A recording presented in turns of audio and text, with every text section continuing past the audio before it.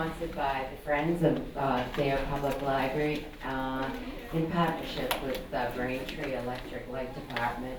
We hope you enjoyed today's performance. Please turn off all cell phones and join us after the performance for some light refreshments. Great. Enjoy, and right now I'm going to introduce Mr. Frederick Moyer.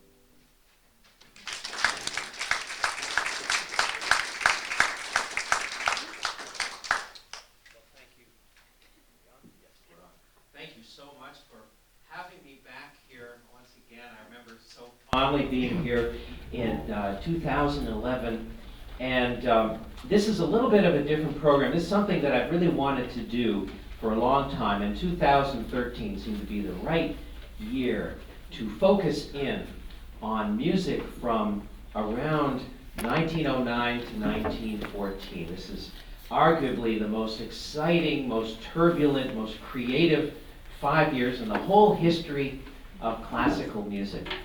And 2013, I thought, was the right year because 1913, to me, was the epitome of this wild time in music. It was really a collision between the old and the new, between the Romantic style and modern music. And the lion's share of musicians at this time and music lovers reveled in this Romantic style that goes all the way back to, of course, Beethoven and Schubert and Mendelssohn and Schumann and Brahms and all sorts of other composers, this dramatic, emotional, fun to listen to style in music. And yet, during these years, this was to me the birth of modern music. And 1913 especially is the crux of it, because if you can believe it, there were two riots in concert halls. One was in Paris at the premiere of Stravinsky's The Rite of Spring. It was also a ballet by Diaghilev, and it was both the music and the ballet that were so offensive to the public who was at this concert that they tried to disrupt the concert. Cat calls and whistling and people storming out and slamming doors and all kinds of carrying on. And then there was another group, of course, who wanted to hear the music, and fights broke out. And pretty soon there was such bedlam. Well, about a month ago, I was playing in Arizona, and I happened to meet a conductor who studied with Pierre Monteux, who was the conductor of this very concert. And he was telling me these stories that Pierre Monteux told him. He said it was so loud, there was so much bedlam going on in this concert hall that he couldn't hear the music. And Rite of Spring is a very loud piece, as you know. And Stravinsky himself had to run up to the stage and yell out the time to the dancers because they couldn't hear either. It was a very difficult ballet. The other riot that took place 100 years ago was in Vienna when Arnold Schoenberg was introducing this very stodgy audience at the Music Verein, a hallowed concert hall. He was introducing them to atonal music, and they didn't like it one bit. And again, the same thing happened. People tried to disrupt the concert, and others wanted to hear it. Fights broke out, and finally they had to call the police. And the police cleared the concert hall. It was just too dangerous to play this music. And so that is the sort of world, the musical world that we'll be investigating. I hope there won't be a riot here today, but I don't think there will be, because I've sort of picked the tamest examples. But the glue that holds this program together for me, and one reason that I wanted to do it, is my grandfather, who was a pianist studying music in Berlin during these years. And this Berlin and Vienna were the two main musical capitals at the time. But just to go back a little bit, my grandfather's name was David Moyer, and he lived on a little island off the coast of Maine called Vinalhaven, which you may have heard of. And I'm from Wayland, and I used to, as a little kid, go up there. Even before I was a teenager, Mom and Dad would drive me over to Natick, and I'd get on the bus and go up to Rockland, and then get on this ferry boat and go across, and Grandpa would be there. I never knew my grandmother. She died when I was 3. But Grandpa and I were very close, and of course we'd go swimming and flying kites, and he sailed on his boat and had fun. But I would also practice at his house, and that's when he would tell me these incredible stories of his childhood. He would help me with my music, and he would tell me these sort of inspirational stories. One was that he never went to school. He said, I played the piano and I didn't have to go to school. And, and that really got me interested in playing the piano a lot. But this was before they had child labor laws. And he was actually part of a vaudeville circuit. He was from Philadelphia, and he traveled all over the United States as part of the Keith vaudeville circuit. And he was billed as the Marvelous Midget and the Boy Wonder and Paderewski Jr. And they would dress him in these ridiculous costumes. There's a picture out there of him wearing a dress. And but he had a great time. He said it was fantastic. He played for Teddy Roosevelt at the White House when he was 9 years old. And at that time, he played standing up. That was sort of his trademark. He said he was just the right height. He'd walk over to a piano and play standing up. And so he said he played on that big gold Steinway that they had just acquired at the White House for Teddy Roosevelt. He said he played the spinning song of Mendelssohn. And I'm going to sit down and he played it standing up, and I'm going to sit down and play.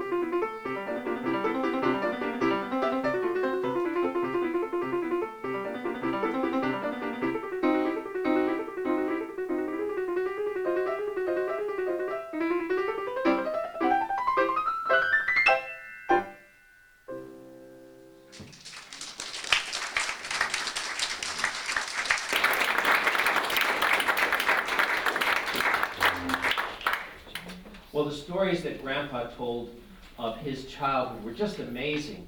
And I don't know if you've seen a movie called Forrest Gump, but I remember watching it thinking, that's Grandpa, because he was everywhere where something of importance happened, historical nature. He said he met the Wright brothers. He said he met Einstein just a little later than this. He said in 1906, he played in San Francisco.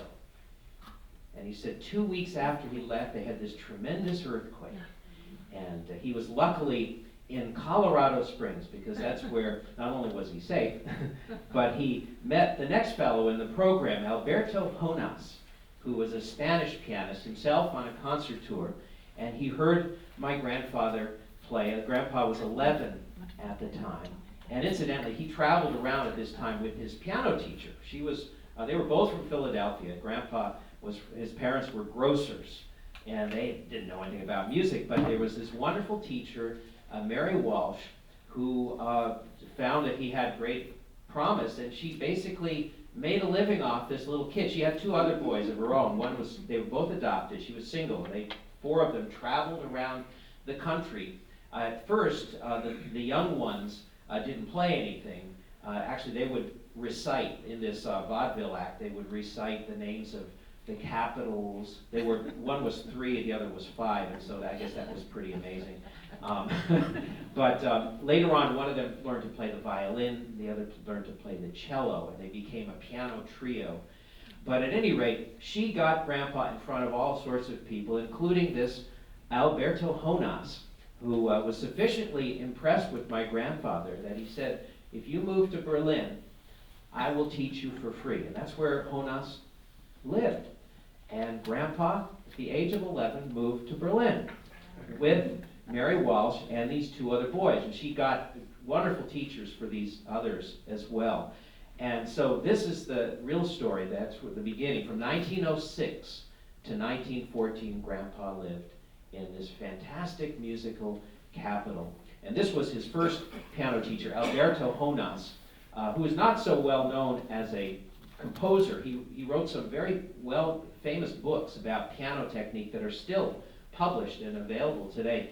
But he also wrote some really charming pieces, and Grandpa used to play this one for me all the time, and so he gave me the music, and I learned it, so here it is.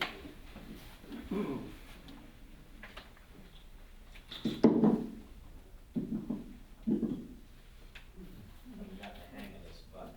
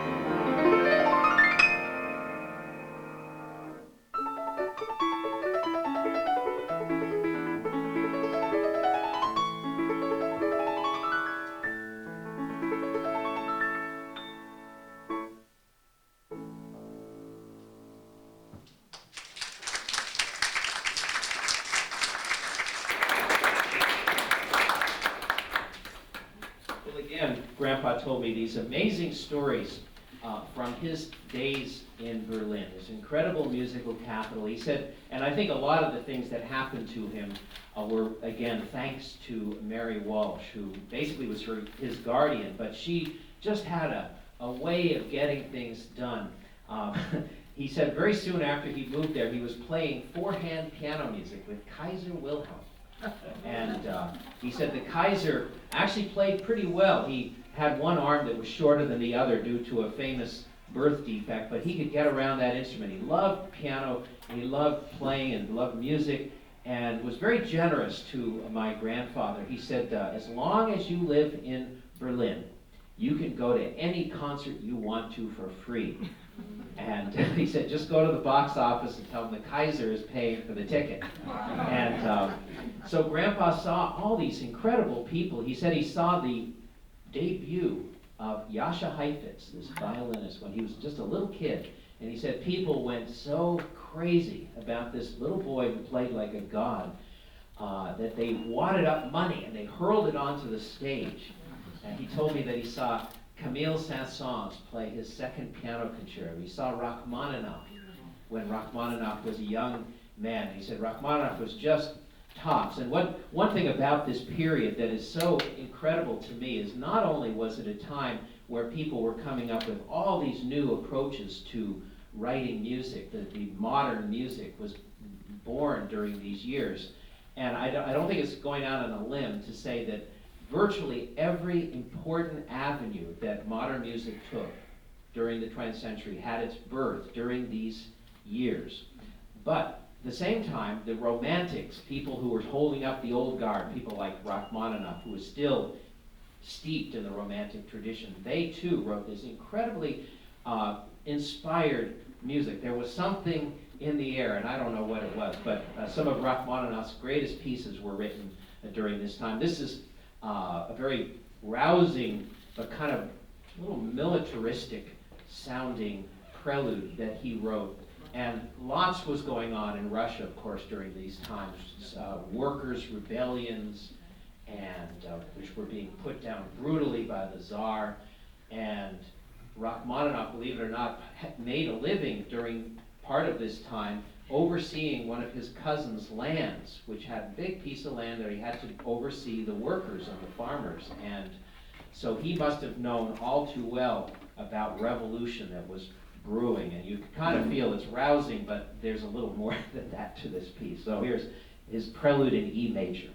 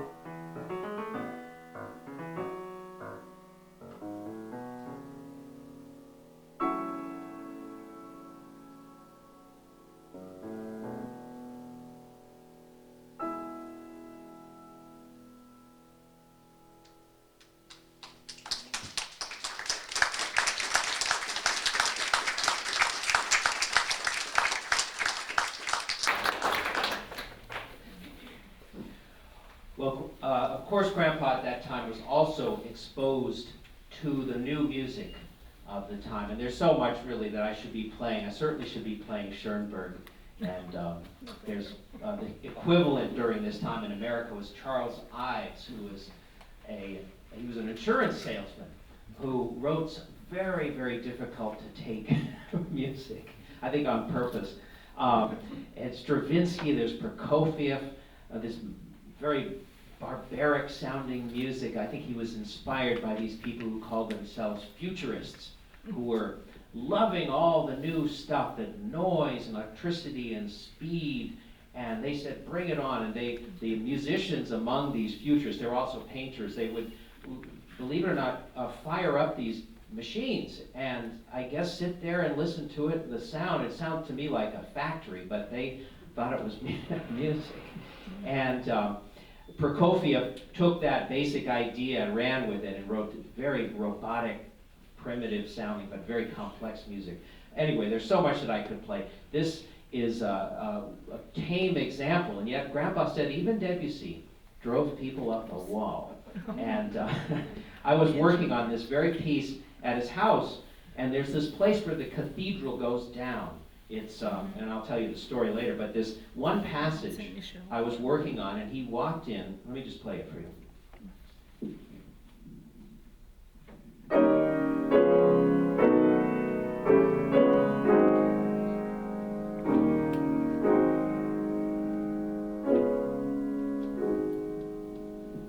And he walked in right at that moment. He said, you know, it still sounds wrong to me. And he refers to what he was talking about was this chord. It's called the dominant seventh chord. And he says for hundreds of years that chord was always followed by what's called a resolution. This was a tension chord, and the resolution was. So if you hear this, you know you're going to get. And if you don't, you're going to kill the guy playing the piano. But along came Debussy, and he would give you this, and then he'd give you another one, and another.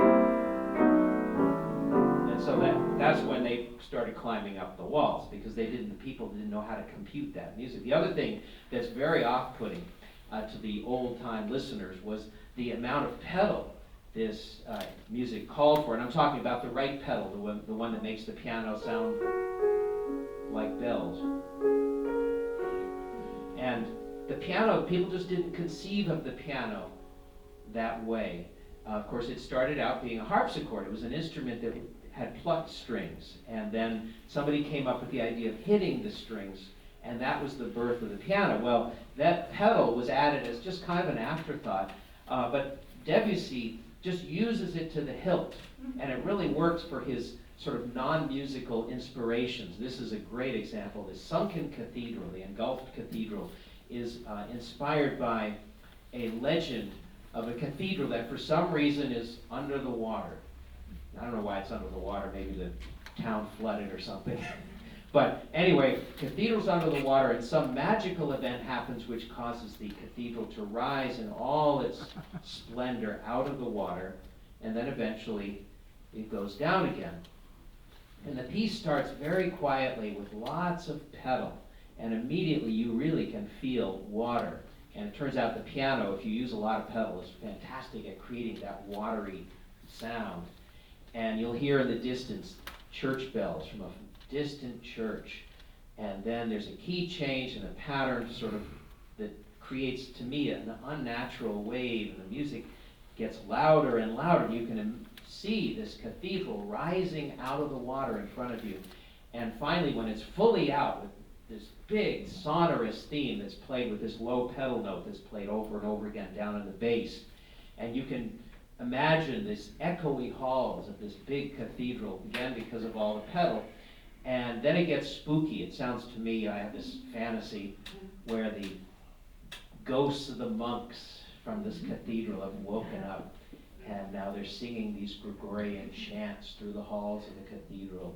And then little by little the music goes down. It goes down in pitch, it goes down in volume, and the cathedral goes down, And finally, the last thing you hear very quietly is that same theme that was played in the climax, now played down in the bass with this murmury left-hand pattern. And this wonderful writing. You can just imagine the water just seeping into every little nook and cranny of the cathedral as it disappears back into the water. So here's the Sunken Cathedral by Debussy.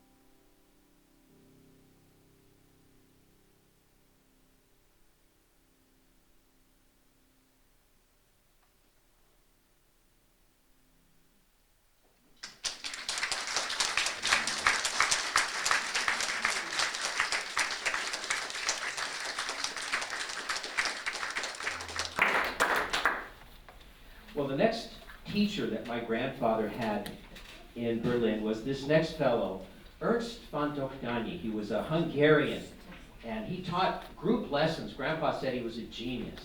He said these 4 kids would come in at a time, and they would take turns playing at this one piano. Dohnányi would sit at his piano. Incidentally, he played what was called a Klotzenklavier, which was a keyboard that was shaped like this. It was curved. And this was typical of the time. It was a time of great invention. People were thinking out of the box, lots of sort of rebellious people. And people tried things. And this, of course, never caught on, but Grandpa said it was a great idea. The Klotzenklavier allowed you to play the high notes and the low notes without crouching in. And he would sit at his Klotzenklavier and listen to these kids play one after another, whatever they showed up. Grandpa said he never saw a sheet of music on that man's piano. He could play back anything those kids played. It's as if he had the entire repertoire memorized. And he was also a great composer. His music is played a lot today. Very flashy stuff with piano music, especially. I think after Liszt, who was another Hungarian. But when it's quiet, you can tell he also loved Johannes Brahms. And those two, I think, were his main heroes. And you hear both in this piece, a very jazzy piece by Dohnányi. You might not even know where the beat is at one point. But if you figure it out, you realize it really swings. So this is called Capriccio.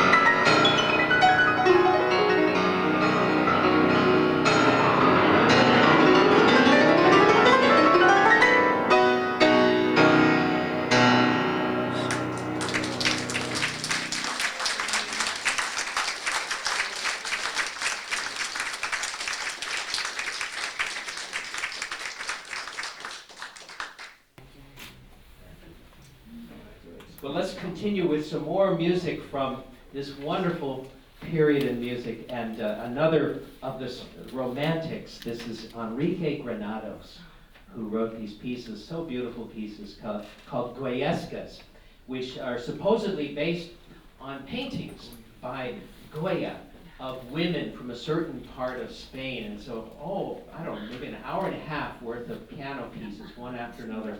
This is my favorite of the whole set. And the reason I say supposedly inspired by these paintings is I've been searching in vain for the paintings. I can't find them. I don't know if they actually exist. I have a feeling he just kind of imagined them based on knowing Goya's style. But this one he calls the Maiden and the Nightingale. And it's supposedly a painting of a woman in her bedroom late at night, and the window is open.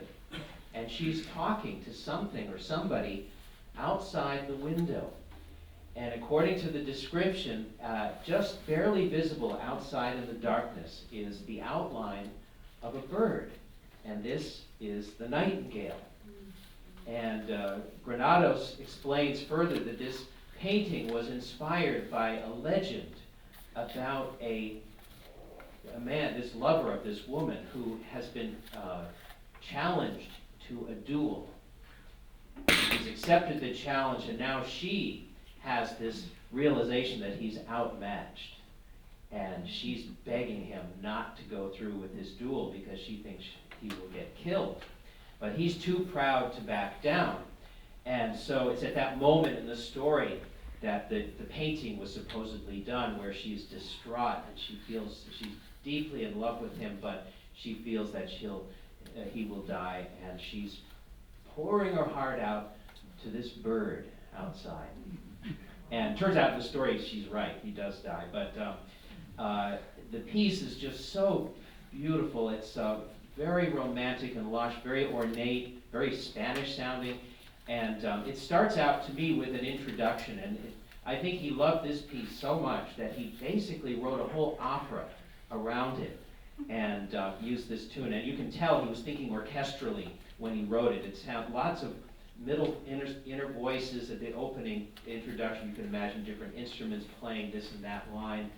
And then finally you'll hear her tune, and it is just so lovely. It's just basically a phrase, but then he does it again and again, like theme and variation, and different keys with different accompaniment. And then the very end, which is so charming, the bird gives the final comment. And I don't know what the bird says, but it's very bird-like.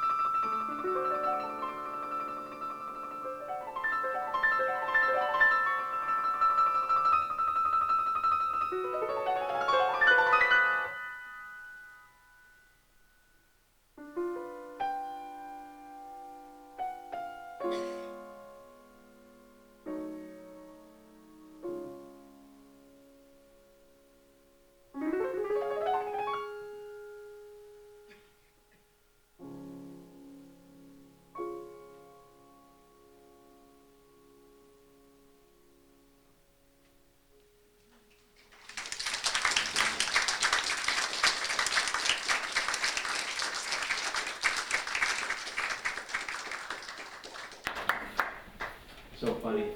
There was a note that just kept playing, and it was luckily in the right key. But I think I know how to fix it.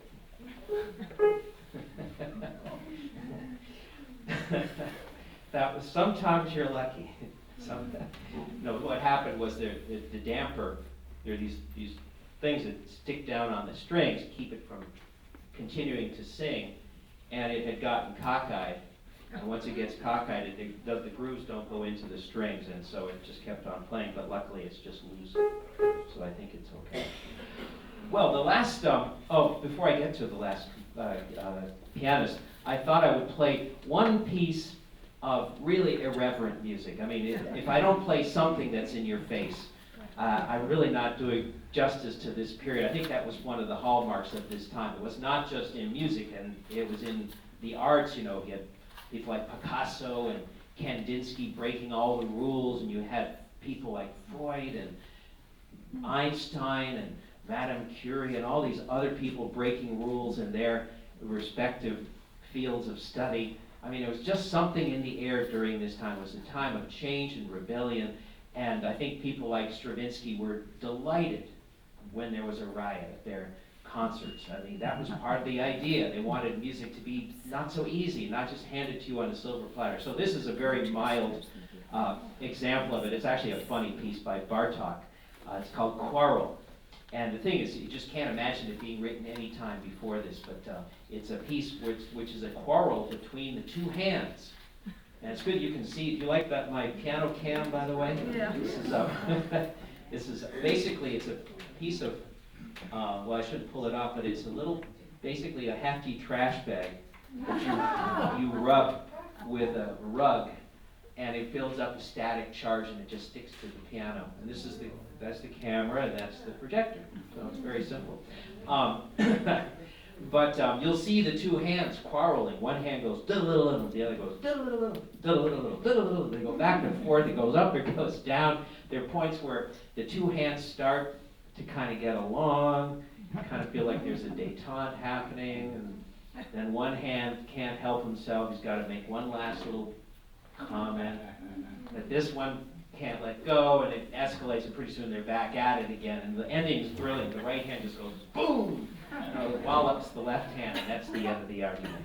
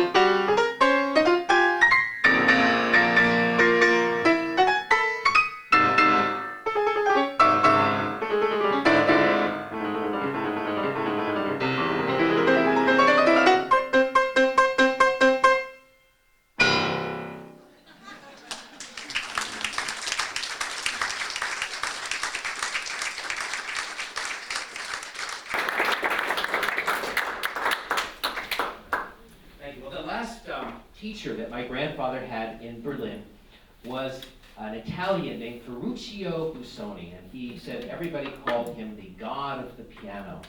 And he also lived in Berlin, this wonderful musical capital. He taught one day a week, and it was at his apartment. He taught on Thursday afternoon, and nobody paid to study with him. He was a obviously very famous musician. Grandpa studied with him from 1913 to 14. And he said there would often be 50 people at these lessons watching, listening to every word this man had to say. And they'd come from all over Europe to watch him teach. And he also taught group lessons. They were really master classes. And he had so much to offer. I mean, he was certainly, technically speaking, an incredible pianist. You can hear some of his recordings. He actually made some sound recordings. They're bad sound and all that, but if you listen beyond the scratches, you hear this tremendous technique. But he also, I think, elevated the stature of the pianist, the interpreter, the soloist, in terms of having written about his unique interpretations of pieces, and he would explain what he was trying to do with this or that piece. I mean, people just didn't do it that much back then, but he also was a great composer himself, and a lot of his very avant-garde pieces, oddly enough, constantly refer back to Bach. And in that way, I feel he really brings this whole period, sort of ties a ribbon around it, because it was a time when people were both looking backwards and looking forwards. And he looked both ways. I mean, he was, like everybody else, trying to find a new way to a new century to making music. And yet he used as his guide Bach, and he just was a Bach fanatic, if there ever was one. And Grandpa told me this wild story about him that shows not only his great love of Bach, but his incredible brain. One of the students at one of these lessons sat down to play a Prelude and Fugue from the Well-Tempered Clavier. There are 48 preludes and fugues in this big book of, actually 2 books, each 24 each, by Bach. It's basically the Bible for us pianists. And Busoni just made an offhand comment that any pianist worth his salt should be able to play any of the preludes and fugues from the Well-Tempered Clavier from memory. I mean, and in any key. And it was that last part that just boggles the mind, because, I mean, there are very few people who can play all of them anyway. They're very complicated pieces, but to play anything in the wrong key, as you know, is very difficult, especially the fugues, the Bach fugues. I don't think there's a person alive who can do it. Maybe I'm wrong, but one of the students just blurted out, "Well, can you do it?" And he said, "I think I can." And Grandpa told me that right then and there, one of the students just called out one of these random 48 preludes and fugues, and another kid told him what key to play it in. And Grandpa said off he went without a hitch. And that just blows my mind. But I think he's mostly remembered today for his transcriptions. He would mostly transcribe Bach pieces, violin pieces, orchestra pieces, organ pieces for the piano. And that made a lot of sense. But what really shows his audacity is that he would take piano pieces by the great piano composers and essentially transcribe them for piano, as if to say, well, I can do better than that. And he would take these great piano compositions by people like Beethoven and Mozart and Liszt and soup them up, add all kinds of complications. And this is what you'll hear with these 2 Paganini Etudes. And they're really fun. He does, I think, make them actually better than the originals. They're originally for violin, though, by Niccolò Paganini, who blew Liszt away. And Liszt wanted to be the equivalent on the piano, and that's why he transcribed these violin pieces for piano. And then Busoni took the Liszt arrangements and re-transcribed them. And so there are all kinds of things that are not in the Liszt version that are here. The first one I'm going to play is called Arpeggio, and the violin is just going, up and down on all 4 strings. And then the last one is called La Campanella, which means the bell. I've got to jump up and hit this little tiny note way up at the top. It's supposed to sound like a little tinkly bell.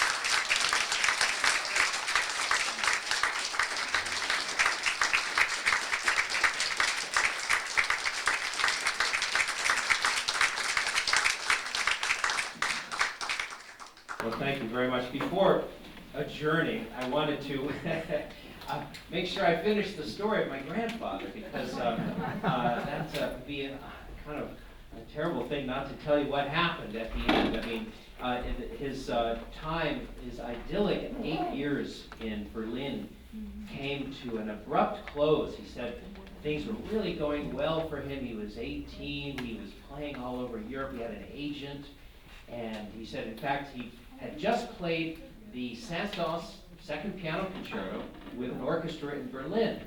And he walked out of the concert hall, and he said the city of Berlin suddenly had gone crazy. He said his agent came to him and said Germany had just declared war, all concerts now were canceled, and that my grandfather had better go back to America immediately or he will be drafted as a German. And that's exactly what he did. I even have the emergency visa that got him back to the States. And ironically, 2 years after he came back to America, he was in Europe again, but now as part of the United States Army. And ironically, fighting the same people who had been so good to him. And his job in the U.S. Army actually was to oversee the pigeons, the carrier pigeons. That's the way they communicated. And he said, in fact, he was one of the prime targets for these low-flying German planes that would come in and look for anybody with birds around them. And that was the key to breaking up their communications, was to take out the guy with the birds. And he said many times he had to just dive for cover, but somehow he lived through it. And he came back to America, went to New York, went to the SAKS, S-A-K-S, concert agency, and he said, they said, yeah, we can, they didn't know anything about his burgeoning career in Germany, of course, and they said, yeah, we can make a career for you, but we need a down payment of $10,000. And back then, that was an impossible number, and so he ended up teaching. He taught first at a school in Lewisburg, Pennsylvania, called Bucknell University, and then he taught at Oberlin College in Ohio. That's where he taught for 35 years. And he always said he wasn't regretful about not having a big concert career in America. You know, he said very proudly that he taught over 1,000 piano students. Wow. And so that was my grandfather. Could I play a short encore?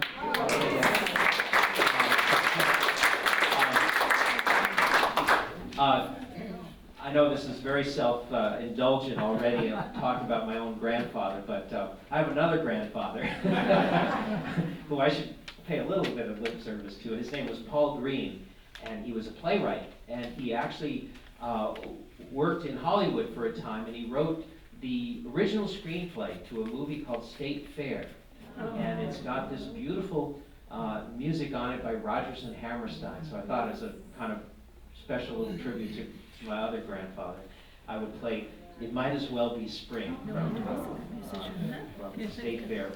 And incidentally, it's on my latest CD.